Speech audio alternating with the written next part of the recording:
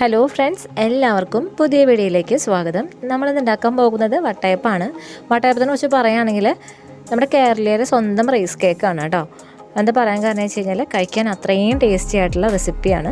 അപ്പോൾ നമുക്ക് വട്ടയപ്പം ഉണ്ടാക്കാനായിട്ട് നോക്കിയാലോ. അതുപോലെ തന്നെ ഈ വട്ടയപ്പത്തിന് കള്ളപ്പം എന്നും പറയും കേട്ടോ. കള്ള് ഒഴിച്ചുണ്ടാക്കുമ്പോൾ അത് കള്ളപ്പായി. ഞാനിപ്പോൾ കള്ളൊന്നും കിട്ടാത്ത കാരണം ഈസ്റ്റ് ഇട്ടിട്ടാണ് ഇത് ഉണ്ടാക്കുന്നത് കേട്ടോ. പലരും പറഞ്ഞു കേട്ടിട്ടുണ്ട് വട്ടയപ്പം ഉണ്ടാക്കുമ്പോൾ മാവ് കറക്റ്റ് പൊന്തി വന്നില്ല, അതുപോലെ തന്നെ സോഫ്റ്റ് ആയില്ല, അത്ര ടേസ്റ്റ് ആയില്ല എന്നൊക്കെ. അപ്പോൾ അങ്ങനെയുള്ള പ്രശ്നങ്ങളുണ്ടെങ്കിൽ ഇതുപോലെ ഉണ്ടാക്കി നോക്കിയാൽ മതി. കറക്റ്റായിട്ട് നമുക്ക് വട്ടയപ്പം കിട്ടും കേട്ടോ. അതിന് മുന്നേ എൻ്റെ ചാനൽ ഇതുവരെ സബ്സ്ക്രൈബ് ചെയ്തിട്ടില്ലെങ്കിൽ സബ്സ്ക്രൈബ് ചെയ്യാനായിട്ട് മറക്കരുത്.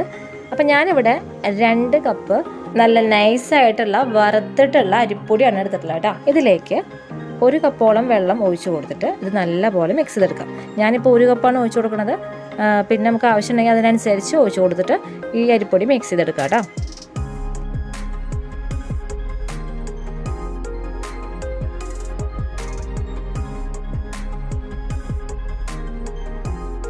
ഇപ്പോൾ ഈ അരിപ്പൊടിയിലേക്ക് ഞാൻ ടോട്ടൽ 1.5 കപ്പ് വെള്ളമാണ് ഒഴിച്ചു കൊടുത്തിട്ടുള്ളത്.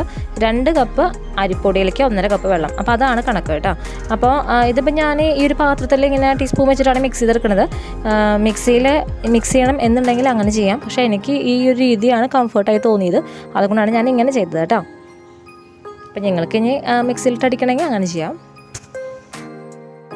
ഇനി അടുത്ത സ്റ്റെപ്പ് എന്ന് പറയുന്നത് നമുക്ക് അരിപ്പൊടി കുറുക്കിയെടുക്കണം. അപ്പോൾ അതിന് വേണ്ടിയിട്ട് ഞാനൊരു പാത്രത്തിൽ 4 ടേബിൾ സ്പൂണോളം നേരത്തെ എടുത്തിട്ടില്ലേ വറുത്തിട്ടുള്ള നൈസ് പൊടി ഇട്ട് വെച്ചിട്ടുണ്ട്. ഇതിലേക്ക് 2 കപ്പ് വെള്ളം ഒഴിച്ച് കൊടുക്കാം. എന്നിട്ട് ഇത് കുറുക്കിയെടുക്കാം കേട്ടോ. അപ്പം ഞാനിപ്പോൾ വെള്ളം ഒഴിച്ചതിന് ശേഷം ജസ്റ്റ് ഒന്ന് മിക്സ് ചെയ്ത് കൊടുക്കുന്നുണ്ട്. കണ്ടില്ലേ, ഇങ്ങനെ ചെയ്യുമ്പോൾ ജസ്റ്റ് അതിലത്തെ കട്ടകളൊക്കെ ഒന്ന് ഉടഞ്ഞ് കിട്ടും. ഇത് നമുക്ക് അടുപ്പത്ത് വെച്ചിട്ട് കുറുക്കിയെടുക്കാം കേട്ടോ. അപ്പോൾ ഇത് അടുപ്പത്ത് വെച്ചിട്ടുണ്ട്. ഞാനിപ്പോൾ ലോ ഫ്ലെയിമിലിട്ടാണ് ഇത് കുറുക്കിയെടുക്കുന്നത്. അപ്പോൾ കുറുകി വന്നതിന് ശേഷം കാണിച്ചു തരാം കേട്ടോ. അപ്പോൾ അത് അരിപ്പൊടി കുറുകി വന്നിട്ടുണ്ട്. കൈ വിടാതെ ഇത് ഇളക്കി കൊടുത്ത് നിന്നോളൂ കേട്ടോ. കട്ടയൊന്നും പിടിക്കരുത്, ഇതുപോലെ ആയി കിട്ടണം. പിന്നെ ഈ ഒരു കൺസിസ്റ്റൻസിയിൽ തിക്നെസ്സിൽ കിട്ടണം കേട്ടോ. അപ്പോൾ ഞാനിതിൻ്റെ ഫ്ലെയിം ഓഫ് ചെയ്യാണ്. ഇനി അടുത്ത സ്റ്റെപ്പ് എന്ന് പറയുന്നത് ഞാനൊരു മിക്സിയുടെ ജാർ എടുത്ത് വെച്ചിട്ടുണ്ട്. ഇതിലേക്ക് 2 കപ്പ് നാളികേരം ചെരുകിയത് ചേർത്ത് കൊടുക്കാം. ഇതിലേക്ക് ഇനി 4 ഏലക്കായ ചേർത്ത് കൊടുക്കാം. ഇനി ഇതിലേക്ക് 1/2 കപ്പ് വെള്ളം ഒഴിച്ച് കൊടുക്കാം. ഈ 1/2 കപ്പ് വെള്ളത്തിൽ വേണം കേട്ടോ നമ്മളിത് അരച്ചെടുക്കാനായിട്ട്. അപ്പോൾ ഇത് നാളികേരം അരച്ചെടുത്തിട്ടുണ്ട്. ഇനി ഇതിലേക്ക് 1/4 ടീസ്പൂൺ ഈസ്റ്റ് ഇട്ട് കൊടുക്കാം. ഞാനിപ്പോൾ ഇൻസ്റ്റൻറ്റ് ഈസ്റ്റാണ് ഇട്ട് കൊടുക്കുന്നത് കേട്ടോ. ഇനി ഇതിലേക്ക് കുറച്ച് കാര്യം കൂടിയും ചേർത്ത് കൊടുക്കണം. നമ്മൾ ആദ്യം അരിപ്പൊടി കുറുക്കി വെച്ചിട്ടില്ലേ ഈ ഒരു പാത്രത്തിൽ, അത് ഇതിലേക്ക് ഒഴിച്ചു കൊടുക്കാം കേട്ടോ. അപ്പോൾ അരിപ്പൊടി എല്ലാതും ചേർത്ത് കൊടുത്തിട്ടുണ്ട്. ഇനി ഇതൊന്ന് അടിച്ചെടുത്തതിന് ശേഷം കാണിച്ചു തരാം കേട്ടോ. അടിച്ചെടുത്തിട്ടുള്ള ഈ മിക്സ് ഈ ഒരു പാത്രത്തിലേക്ക് ഒഴിച്ചു കൊടുക്കാം.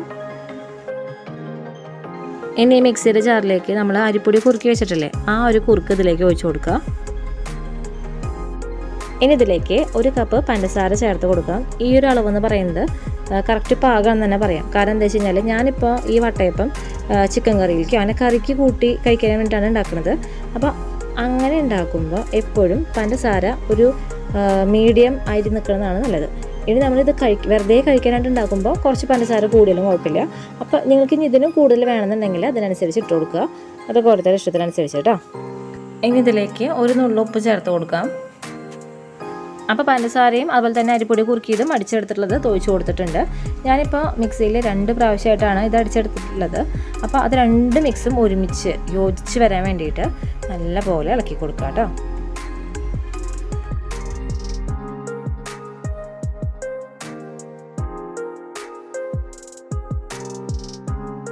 പിന്നെ അതുപോലെ തന്നെ കണ്ടില്ലേ ഈ ഒരു കൺസിസ്റ്റൻസിയിലാണ് ഞാനിപ്പോൾ എടുത്തിട്ടുള്ളത്. അപ്പോൾ അതും ഒന്ന് ശ്രദ്ധിച്ചോളൂ. അപ്പോൾ ഈ വട്ടയപ്പത്തിനുള്ള മാവ് ഇവിടെ റെഡി ആയിട്ടുണ്ട്. ഇനി നമുക്ക് വട്ടയപ്പം ഉണ്ടാക്കിയാൽ മാത്രം മതി. അപ്പോൾ അത് ഉണ്ടാക്കണമെങ്കിൽ ഇപ്പം തന്നെ പറ്റില്ല. ഈ മാവ് നല്ലപോലെ പൊന്തി വരണം, അതിന് ശേഷം ഉണ്ടാക്കാൻ പാടുള്ളൂ. ഇതിപ്പോൾ ഞാൻ വൈകുന്നേരം 9 മണിക്കാണ് ഈ മാവ് കൂട്ടി വയ്ക്കുന്നത് കേട്ടോ. അപ്പോൾ നെക്സ്റ്റ് ഡേ ആണ് ഞാൻ ഉണ്ടാക്കാൻ ഉദ്ദേശിക്കുന്നത്. അപ്പോൾ വൈകുന്നേരം ഇതിങ്ങനെ ഇരിക്കട്ടെ എന്ന് വെച്ചിട്ടാണ് അപ്പം അങ്ങനെ ചെയ്തിട്ടുള്ളത്. അപ്പം മിനിമം 4 മണിക്കൂറെങ്കിലും ഇത് വെച്ച് കഴിഞ്ഞാൽ ഇത് പൊന്തി വരും കേട്ടോ. അപ്പോൾ ഇത് നെക്സ്റ്റ് ഡേ ആയിട്ടുണ്ട്. ഞാനിത് തുറന്ന് നോക്കുകയാണ്. കണ്ടില്ലേ മാവ് പൊന്തി വന്നിട്ടുണ്ട് കേട്ടോ. ഞാനിപ്പോൾ കാലത്ത് 8 മണിക്കാണ് ഉണ്ടാക്കാൻ നോക്കുന്നത്. ഇതിപ്പോൾ ഞാൻ എൻ്റെ സൗകര്യത്തിന് വേണ്ടിയിട്ട് അങ്ങനെ ആക്കി വെച്ചു എന്ന് മാത്രം. ഇതിപ്പോൾ 4 മണിക്കൂർ മിനിമം മതി. ഇനി അഥവാ 4 മണിക്കൂർ കഴിഞ്ഞും പൊന്തിയില്ല, ഈ മാവ് പൊന്തി വരട്ടെ. പൊന്തി വന്നതിന് ശേഷം നമുക്ക് ഉണ്ടാക്കി നോക്കിയാൽ മതി. നല്ല തണവ് സമയമൊക്കെ ആകുമ്പോൾ ഇത് പൊന്താൻ ഇത്തിരി സമയം എടുക്കും. അപ്പോൾ ഇത് നമ്മുടെ വീട്ടിൽ തന്നെ ടെമ്പറേച്ചർ കുറച്ച് അധികം നിൽക്കുന്ന റൂമുണ്ടെങ്കിൽ അവിടെ വെക്കുകയാണ് നല്ലത്. അപ്പോൾ അത് പെട്ടെന്ന് പൊന്തി വരും. ഞാനൊക്കെ സാധാരണ വട്ടയപ്പം ഉണ്ടാക്കുകയാണെങ്കിൽ ഇതുപോലെ വൈകുന്നേരം കലക്കി വയ്ക്കും, കാലത്ത് ഉണ്ടാക്കും. അങ്ങനെയാണ് ചെയ്യാറ് കേട്ടോ. അപ്പോൾ നമുക്ക് ഇനി വട്ടയപ്പം ഉണ്ടാക്കാനായിട്ട് നോക്കാം. അപ്പോൾ ഞാൻ ഈ മാവ് ഒരു കയ്യിൽ വെച്ചിട്ട് ജസ്റ്റ് ഒന്ന് ഇളക്കി കൊടുക്കുകയാണ് കേട്ടോ. കണ്ടില്ലേ, വട്ടയപ്പത്തിൻ്റെ മാവ് നല്ല പോലെ പൊന്തി വന്നിട്ടുണ്ട്. അപ്പോൾ ഇതേ മാവ് നല്ലപോലെ ഒന്ന് മിക്സ് ചെയ്ത് വെച്ചിട്ടുണ്ട്. ഇനി നമുക്ക് വട്ടയപ്പം ഉണ്ടാക്കാനായിട്ട് നോക്കാം. അപ്പോൾ അതിന് വേണ്ടിയിട്ട് ഞാനൊരു കിണ്ണം എടുത്ത് വെച്ചിട്ടുണ്ട്. സാധാരണ ഇതുപോലത്തെ കിണ്ണം പോലത്തെ പാത്രങ്ങളിലൊക്കെയാണല്ലോ ഉണ്ടാക്കുക. അപ്പോൾ ഇതിലേക്ക് ഞാൻ കുറച്ച് വെളിച്ചെണ്ണ ഒഴിച്ച് കൊടുക്കുകയാണ് കേട്ടോ. വെളിച്ചെണ്ണ ഒഴിച്ച് കൊടുത്തിട്ട് ഈ കിണ്ണത്തിൽ ഇത് പുരട്ടി കൊടുക്കുക. പറ്റി കൊടുക്കുമ്പോൾ അതിൻ്റെ സൈഡിലൊക്കെ പറ്റി കൊടുക്കണം കേട്ടോ. അപ്പോൾ ഇനി വട്ടയപ്പം ഉണ്ടാക്കാനായിട്ട് നോക്കാം. അപ്പോൾ അതിന് വേണ്ടിയിട്ട് ഞാൻ സ്റ്റീമർ വെച്ചിട്ടുണ്ട്. ഈ സ്റ്റീമറിൽ വട്ടയപ്പം വേവിക്കാൻ വെക്കുന്നതിന് മുന്നേ ഒരു 5-10 മിനിറ്റ് മുന്നേ കുറച്ച് വെള്ളം ഒഴിച്ചിട്ട് ഒന്ന് തിളപ്പിച്ചെടുക്കുക. അപ്പോൾ വെള്ളം തിളച്ചതിന് ശേഷം വട്ടയപ്പം വേവിക്കാനായിട്ട് നോക്കാം കേട്ടോ. അപ്പോൾ ഇനി ഈ കിണ്ണത്തിലേക്ക് നമുക്ക് മാവ് ഒഴിച്ച് കൊടുക്കാം.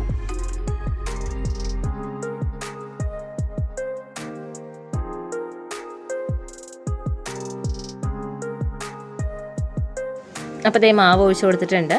ഇനി നമുക്കിത് അടച്ച് വെച്ചിട്ട് വേവിക്കാനായിട്ട് നോക്കാം കേട്ടോ. അപ്പോൾ അതേ വട്ടയപ്പം പകുതി വേവായപ്പോൾ ഞാൻ തുറന്ന് നോക്കിയിട്ടുണ്ട്. ഈ ടൈമിൽ വല്ല അണ്ടിപ്പരിപ്പ് വെക്കണമെങ്കിൽ അത് വെക്കാം, അല്ലെങ്കിൽ ഉണക്കമുന്തിരി വെക്കണമെങ്കിൽ അത് വെക്കാം. ഞാനിപ്പോൾ ഉണക്കമുന്തിരി ഒരെണ്ണം ഇതിൻ്റെ സെൻറ്റർ പോർഷനാക്കിയിട്ട് വെച്ച് കൊടുക്കുന്നുണ്ട്. എന്നിട്ട് ഇത് വീണ്ടും അടച്ച് വെച്ചിട്ട് വേവിക്കാം കേട്ടോ. അപ്പോൾ അതേ നമ്മുടെ വട്ടയപ്പം ഇവിടെ വെന്ത് വന്നിട്ടുണ്ട്. ഇനി നിങ്ങൾക്ക് ഇതിൻ്റെ വേവ് അറിയില്ല എന്നുണ്ടെങ്കിൽ ജസ്റ്റ് ഒരു ഈർക്കിളി വെച്ചിട്ട് ഒന്ന് ഇതിൽ കുത്തി നോക്കുക. അങ്ങനെ കുത്തി നോക്കുമ്പോൾ ഈർക്കിളിയിൽ ഒന്നും ഒട്ടിപ്പിടിച്ചിട്ടില്ലെങ്കിൽ വട്ടയപ്പം റെഡി ആയിട്ടുണ്ട്. അപ്പോൾ ഞാനിപ്പോൾ ഇതെടുത്തിട്ട് ഒരു പാത്രത്തിൽ കുറച്ച് വെള്ളം വയ്ക്കുക, പച്ചവെള്ളം, നോർമൽ വാട്ടർ, അത് വെച്ചിട്ട് അതിലേക്ക് ഈ കിണ്ണം വെച്ച് കൊടുക്കുക. അങ്ങനെ കുറച്ച് നേരം വെച്ചിട്ട് ഈ കിണ്ണത്തിൻ്റെ ചൂടാറി കഴിഞ്ഞാൽ ജസ്റ്റ് ഒരു പ്ലാവിലെ കിണ്ണത്തിൻ്റെ ബാക്ക് സൈഡോ അല്ലെങ്കിൽ ടീസ്പൂണിൻ്റെ ബാക്കില്ലേ അത് വെച്ചിട്ട് കിണ്ണത്തിൻ്റെ എല്ലാ സൈഡിലും ഒന്ന് റൊട്ടേറ്റ് ചെയ്തെടുക്കുക. അങ്ങനെ ചെയ്ത് കഴിഞ്ഞാൽ നമ്മുടെ ഈ വട്ടയപ്പം കിണ്ണത്തിൽ നിന്ന് വിട്ട് വരും കേട്ടോ.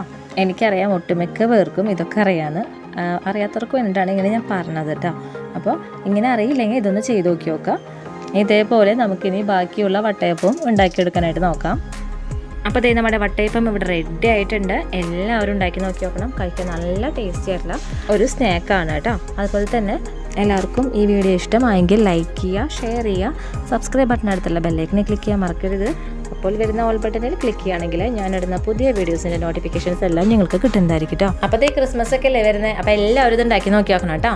ഇത് സ്നാക്കായിട്ട് കഴിക്കുന്നത് പോലെ തന്നെ ഇത് ചിക്കൻ കറിയിലൊക്കെ ഒപ്പം കോമ്പിനേഷനായിട്ട് കഴിക്കാൻ പറ്റിയ നല്ലൊരു ടേസ്റ്റി ആയിട്ടുള്ള റെസിപ്പിയാണ്. അപ്പോൾ എല്ലാവർക്കും ഈ വീഡിയോ ഇഷ്ടമായെന്ന് വിശ്വസിക്കുന്നു. പുതിയൊരു വീഡിയോ വരുന്നവരെ എല്ലാവർക്കും നന്ദി, നമസ്കാരം.